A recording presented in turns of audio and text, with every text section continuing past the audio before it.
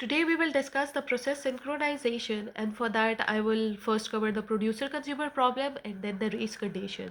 Well, producer consumer problem हमने काफ़ी detail में chapter number 3 of processes discuss की थी. I'll just give you the review again.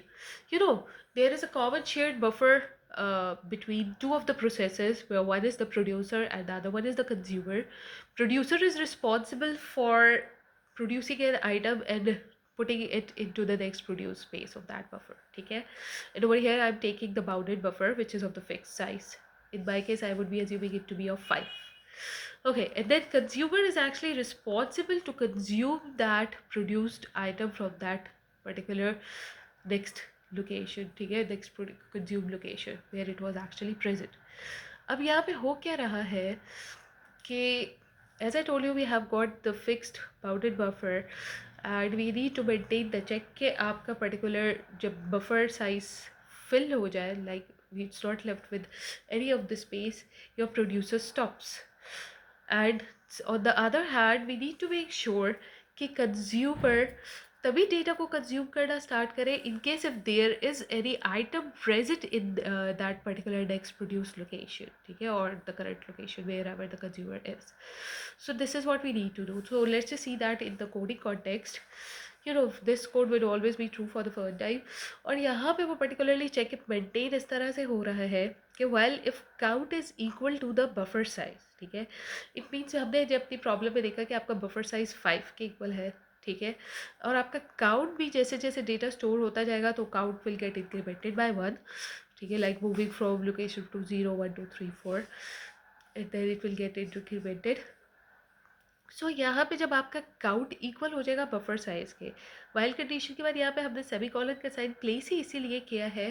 In this condition is becoming true, it will stay within this loop, it won't get out. While in case अगर हमारी ये situation false होती है, like initially जब हमने start किया count, your variable in which is responsible for showing you the position of the producer and out for the consumer, अब वो यहाँ पे क्या देखता है कि इन जो भी आपके particularly in location which was actually zero और काउंट के बेसिस पे अब तक देखा जाए कोई डेटा भी हमारा स्टोर नहीं हुआ है, so it means this is also zero, right.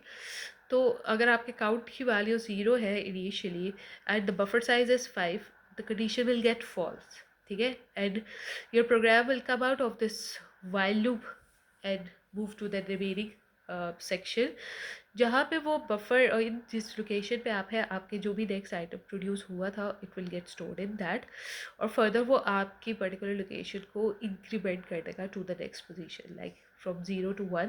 How this would be done, वो आपकी करंट वैल्यू लेगा इनकी which was actually 0 and will get incremented by 1, और उसका पर्टिकुलरली हमने मॉड्यूल ले लिया है, module with the 5 buffer size which was 5, ठीक है.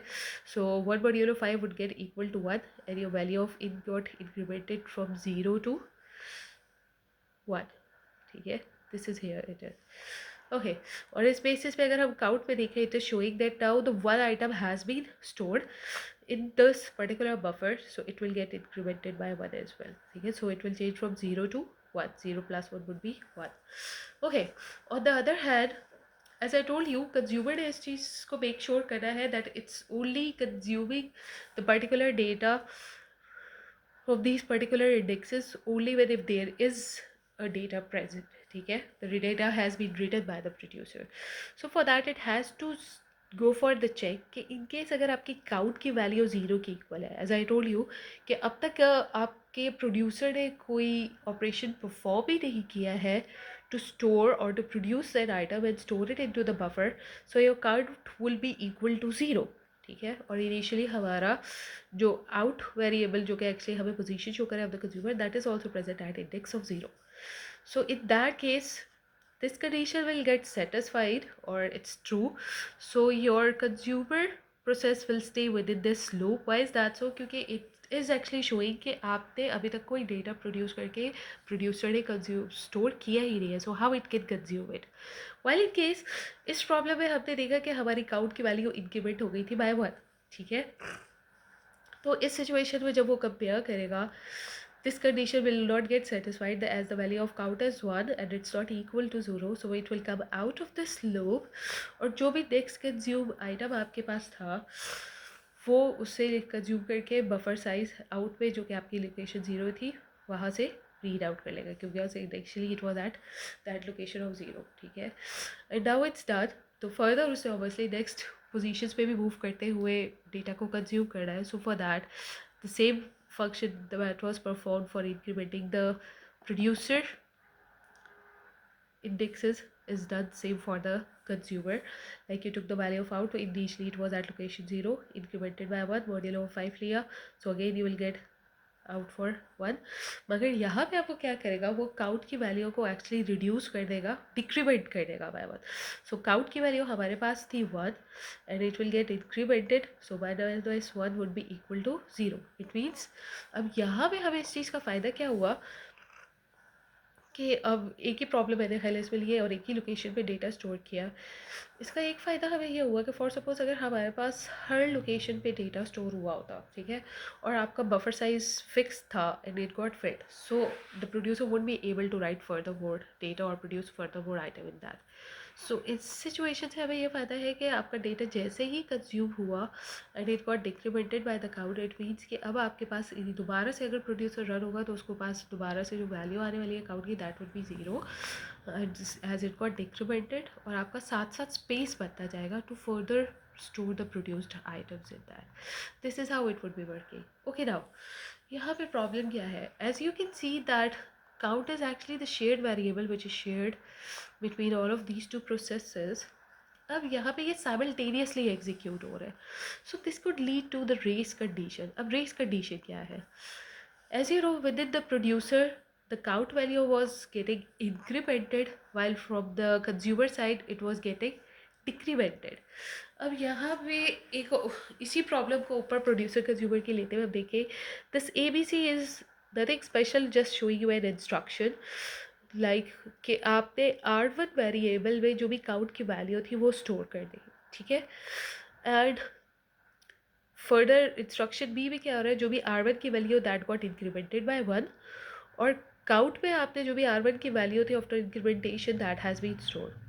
While instruction D is showing you the variable R2 that in which the count value would be stored और further वो decrement हो रही है, जो भी R2 की वैल्यू काउंट की उसमें स्टोर होगी that will get decremented by 1 और वो R2 की वैल्यू आप फर्दर काउंट में डालोगे.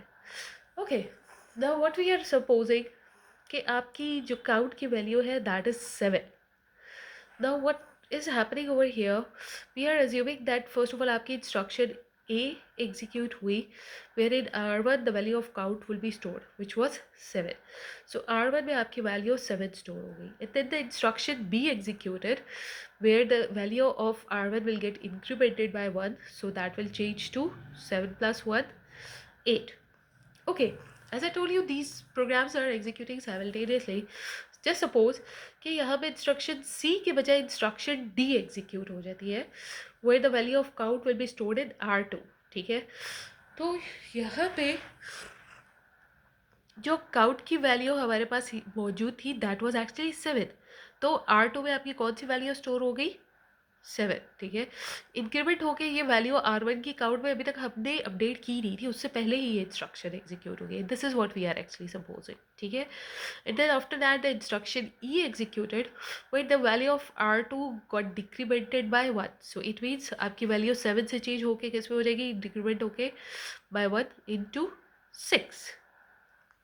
Okay, now after instruction D and E, the instruction C has executed, ठीक है, where the value of R1 will be stored in the count. तो वो क्या वैल्यू स्टोर कर रहा है, that is 8 in the count, ठीक है. while इंस्ट्रक्शन F जब एग्जीक्यूट होगी तो वो R2 की कौन सी वैल्यू स्टोर करेगा, that is 6. बट अगर एक्चुअल में देखा जाए आपकी वैल्यू जो यहाँ पे स्टोर हो रही थी आपके पास इस बेसिस पे तो 8 लोकेशन आ रही थी, बट जब आपके प्रॉपरली एग्जीक्यूट यहाँ पे होता तो आपके पास यहाँ पे आंसर 7 आना चाहिए था, because your count operation was performed over here and the value got updated from 7 to 8. तो जब यहाँ पे R2 का डिक्रीमेंट का ऑपरेशन परफॉर्म होता है तो R2 एक्चुअली वैल्यू ऑफ 7 पास करता है टू द वेरिएबल काउंट, ठीक है. So this is actually leading to the race condition that we didn't let this particular program to complete its entire operation, and the other program, which is actually the consumer, or sorry, the process, which is actually the consumer, it jumped in between and led to the error based error. ठीक है, error based output. So this is actually the race condition कि वहाँ पे वो actually कोशिश कर रहे होते हैं कि हम जल्दी से जल्दी ऑपरेशन परफॉर्म करें. So this is not leading you to the profitable, you can say, output or the expected output which we need. Okay, so now these kinds of problems can be solved by the process synchronization, and how we can do that. So just before that, we need to see one more thing, that is actually a critical section. Critical section है क्या? It is actually the part of the program, ठीक है, जहाँ पे आपकी shared memory access हो रही होती है, लाइक आपके ग्लोबल वेरिएबल्स हो गए, आपकी फाइल्स हो गई. और एक और एग्जांपल भी हम ले लेते हैं रेस कंडीशन की, आपके स्लाइड्स में भी वो इंक्लूडेड है बुक में. Like there are two of the processes and they did the fork system call. ठीक है, दोनों ने साइमल्टेनियसली के लिए to create the child process. अब यहाँ पे हुआ क्या, आपका ऑपरेटिंग सिस्टम रिस्पॉन्सिबल है कि at time it can give the ID, जब भी प्रोसेस क्रिएट हो गए उन्हें यूनिक IDs असाइन हो गए, and your operating system can assign the ID to one process at a time. While what we are supposing that two of the processes has simultaneously made the fork system call, and both of them need the process ID to be allocated. इस situation में होगा क्या, आपके child process P1 का जो child process है उसे भी सेम ID एलोकेट हो जाएगी, और जो प्रोसेस P2 है उसके भी चाइल्ड को सेम ID आप एलोकेट कर दोगे. So due to that what will happen, जो भी P1 ने इंस्ट्रक्शंस दे दी थी पहले वो उस ID में आएंगे, उस चाइल्ड में over, like you will write all of those instructions. और P2 भी जब कॉल करेगा सेम ID को कॉल करेगा, आपकी जो भी इंस्ट्रक्शन है वो उसी बेसिस पे ओवर राइट हो जाएगी, and you will not get the desired output. So इस सिचुएशन में अगर देखा जाए, जैसे लास्ट हमने प्रोड्यूसर कंज्यूमर की डिस्कस की, the count which was actually the shared variable, this was actually the critical section. ठीक है, जो कि कॉमनली शेयर हो रहा था. और अगर जैसे मैंने आपसे अभी दूसरी एग्जांपल डिस्कस की, वहाँ पे आपका जो मेन IDs असाइन करने का सेक्शन था, that PID, that change into the critical section. ठीक है, this is what we actually need to avoid. अब उसको अवॉइड हम कैसे कर सकते हैं कि आप एक प्रॉपर चेक इस तरह से मेंटेन करो कि in case if one of the process is already present in the critical section, in that time you are not letting any of the other section to you will not let any of the other process to enter into that critical section. ठीक है, this is what we can do. तो यहाँ पे आप ऐसे कर सकते हो कि like before entering into the critical section we need to maintain the check of the entry, and while that process leaves that critical section it has to inform while it's exiting, so that बाकी जितने processes ने उस particular critical section में enter होने की request की है वो maintain हो सके और वो जा सके. ठीक है, so this is how we would be solving this critical section problem. और आप इस critical section problem को जो critical section के problem को दो situations से solve कर सकते हो, और you can say there are two solutions for that. The software solution, which is actually the Peterson solution, and then we have got the hardware solution, which is the synchronization of the hardware. But यहाँ पे condition ये है कि whatever the solution for this critical section avoidance is, उसने 3 conditions को लाजमी satisfy करना है. One is mutual exclusion, second is progress, and third is bounded waiting. Mutual exclusion is the same as that I explained you over here, that we will make this thing damn sure that only one process will enter into the critical section at a time. Okay, and then the progress is we have to make sure कि progress actually इस चीज़ का main audit करके आप कह सकते हो record maintain करी हुई, that how many processes are actually interested in entering that particular critical section. ठीक है, so that it can let these processes to enter into that particular section. ठीक है, अब दूसरी चीज़ आती है बाउंडेड वेटिंग.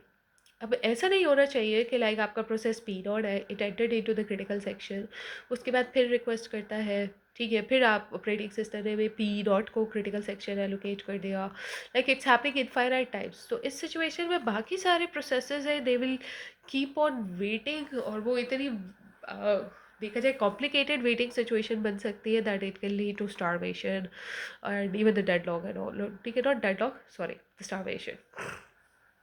और आप कह सकते हो बहुत ही बिजी वेटिंग की सिचुएशन आ सकती है। So in order to avoid that, आप बाउंडेड वेटिंग में ये करते हो कि आप ये चीज़ आइडेंटिफाई कर देते हो that for how many times the process can enter into the critical section, ठीक है। Like you can see over here I have got two of the processes P1 and P2, both made the request to enter into the critical section. आपके operating system ही क्या किया, P1 allocate कर दिया, P1 को allocate कर दिया critical section, ठीक है। And then after that it release the critical section, और उसके बाद उसने P2 ऑलरेडी रिक्वेस्ट की थी, P1 दोबारा से रिक्वेस्ट करते हैं वी आर सपोजिंग, और फिर से आपका क्रिटिकल सेक्शन एलोकेट हो जाता है P1 को फॉर द सेकेंड टाइम, ठीक है। And then again it made the request for the third time. So यहाँ पे यह है कि अगर थर्ड टाइम के बाद दोबारा अगर आपका प्रोसेस P1 रिक्वेस्ट करेगा for the critical section, it won't be allocated to that, ठीक है, और आपके प्रोसेस P2 एलोकेट हो जाएगा critical section को. So this is actually the bounded waiting, that for the limited identified amount of time you are letting that process to enter into the critical section. I hope that's clear. Okay, now coming up to these two solutions in detail. First one is the Peterson's solution. Okay, Peterson's solution को अगर देखा जाए, it's only applicable only on two of the processes which would be sharing any of the common memory variable, whatever that is, ठीक है। And in my case I'm assuming it to be P0 and P1. Okay, अब ये काम कैसे करने वाला है? Within the Peterson solution we have got a common variable between these two processes which is turn, ठीक है, and it's returning the value in the form of an integer. अब यहाँ पे हमने एक पर्टिकुलरली और यूज़ कर लिया function that is Boolean flag, और उसमें हमारे पास सिर्फ दो ही वैल्यूज आएगी, ठीक है, like for P0 and P1 that is either 0 और 1।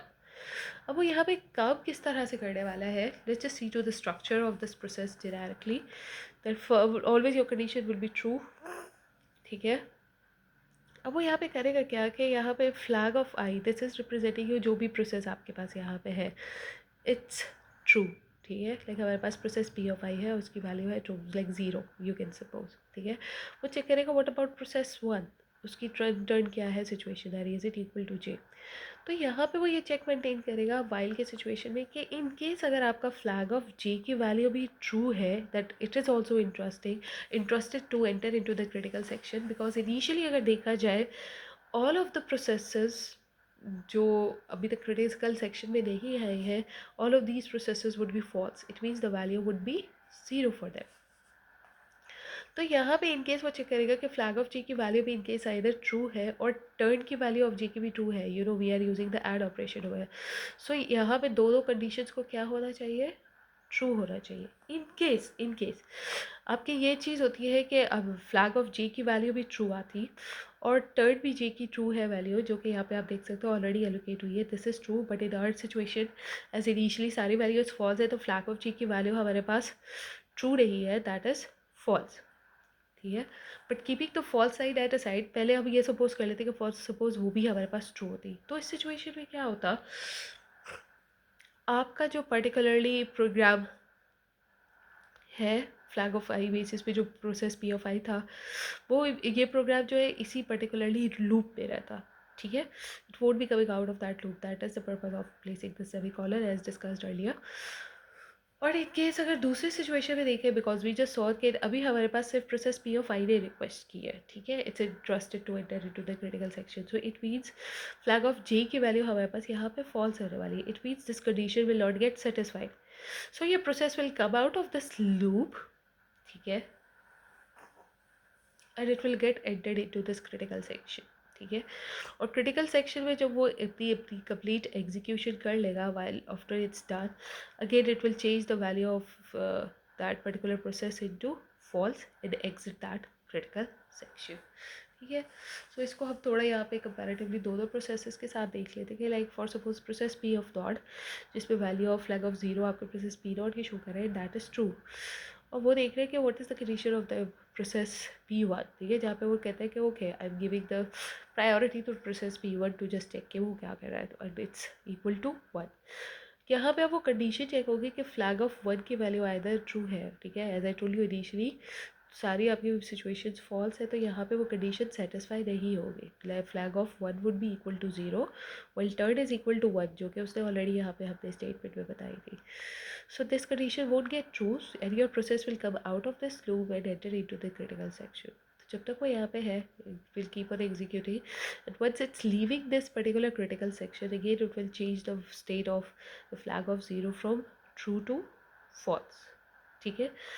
while on the other hand आपका प्रोसेस P1 भी इसी बेसिस पे काम करे कि now it's interested to enter into the critical section, flag of one should be equal to true, और वो देखेगा कि टर्न ऑफ जीरो क्या चल रही है, ठीक है। हम यहाँ पे ये अज्यूम करें अभी तक वो एग्जिट नहीं हुआ, still it's present within this critical section. So what will happen over here कि इस कंडीशन वो चेक करेगा फ्लैग ऑफ जीरो की वैल्यू आइदर ट्रू है, yes you know the flag as I told you it's present in the critical section, तो flag of true की value, जब flag of zero की वैल्यू वो देखेगा it's equal to true, so this condition will become satisfied while turn of zero उसने खुद allocate की थी। So this situation you can see both of the statements are true, true and true would be true. तो आपका process यही पर इसी loop में रहेगा, it won't come out of this loop and enter into the critical section.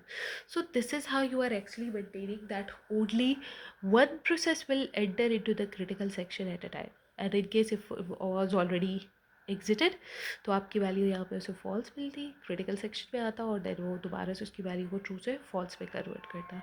So you can see it's actually satisfying the criteria of the mutual exclusion that only one process will enter to the critical section at a time.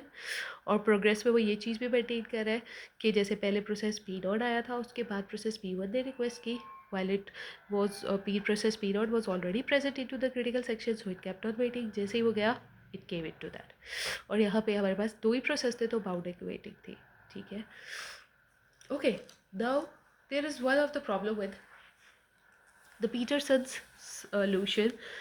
It is actually not compatible for the modern computers because, as I told you earlier, it only entertains two of the processes, only two of the processes to sort out this critical section problem.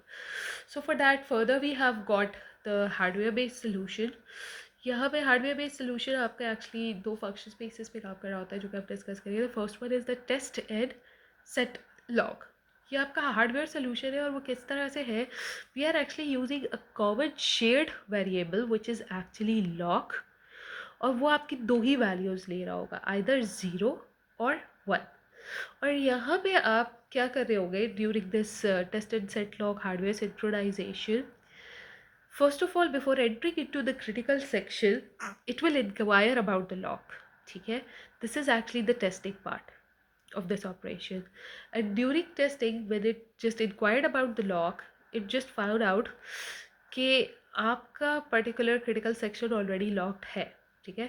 so it will keep on waiting until it becomes free, well in case if your critical section was not locked it will enter into the critical section and execute whatever operation it needs to perform, ठीक है।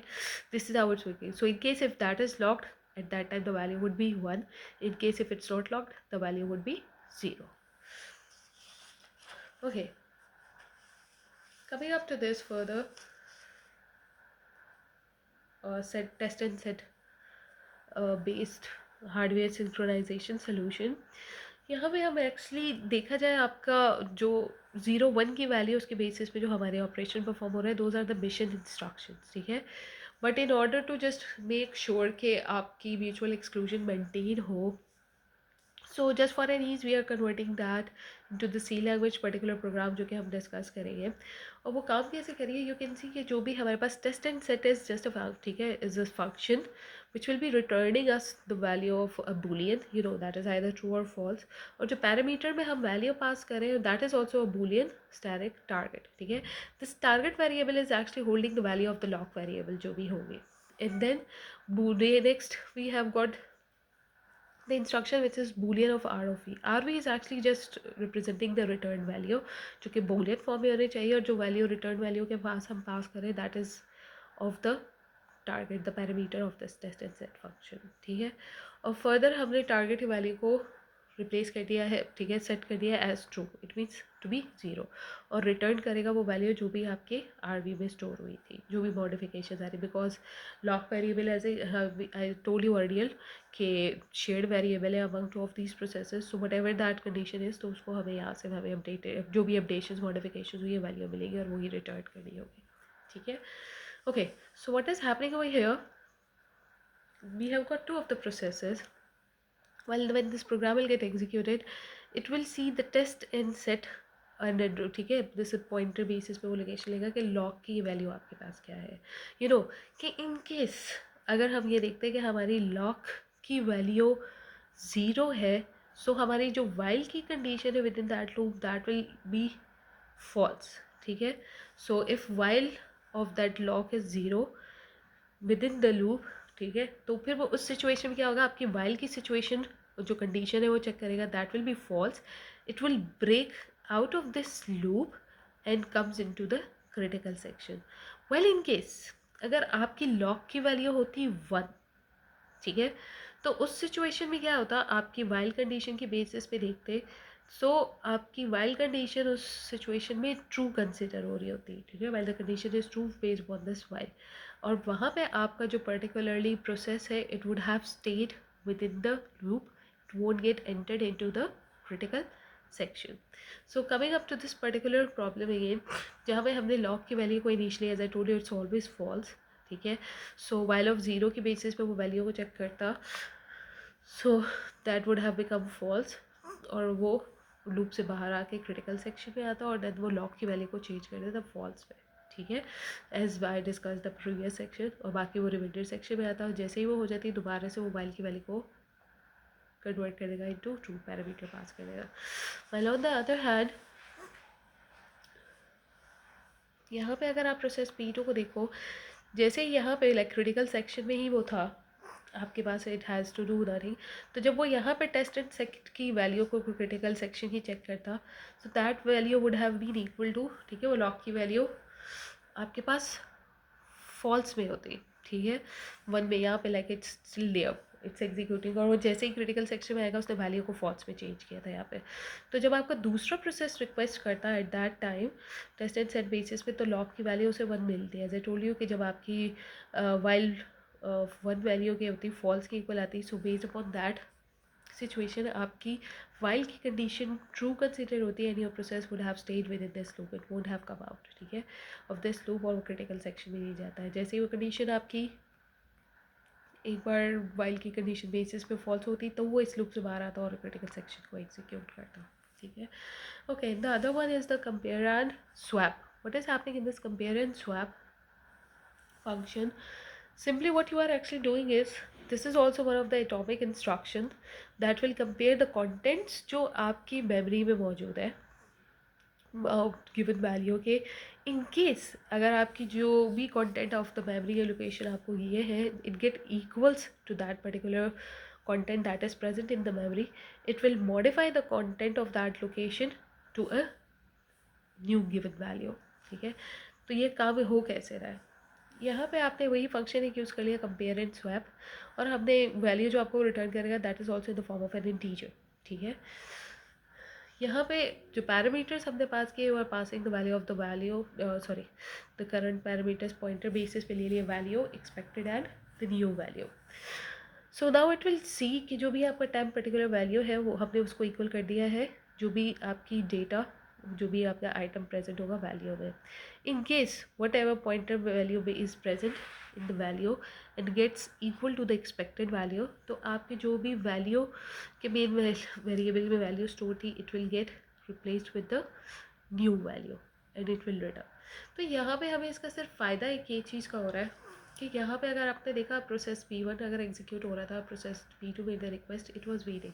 So in that context compare and swap is more flexible as compared to the test and set, and it enables the log free and wait free scenario for the process to get synchronized.